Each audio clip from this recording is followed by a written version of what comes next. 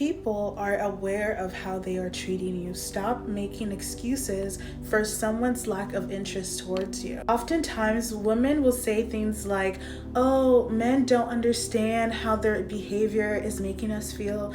The truth is, they understand. They simply do not care enough to change because you know why? You keep coming back every time they apologize. Let's watch this video together. Men will apologize all the time for doing something, but then do it again 1,000 times. It's always something bad enough to make you unhappy, but not just bad enough for you to leave. So you end up in the worst position where you're unhappy, but you can't move forward with your life. They don't understand how unhappy it's actually making you, and they think that that apology is enough to make up for it. They don't realize that there's all this resentment stacking up until you finally. You see how in that video, not once does she take accountability for the role she played in her own suffering, but rather she pointed the need for change on the man instead of her changing the man. If a man is exhibiting a red flag, regardless of how small that flag is, if it makes you feel uncomfortable, you don't need to wait for them to apologize. You can simply leave. People are aware of how they are treating you. When you value something, you are very careful and intentional with the way you treat it because you don't want to lose it. So if someone is repeatedly treating you terribly over and over again,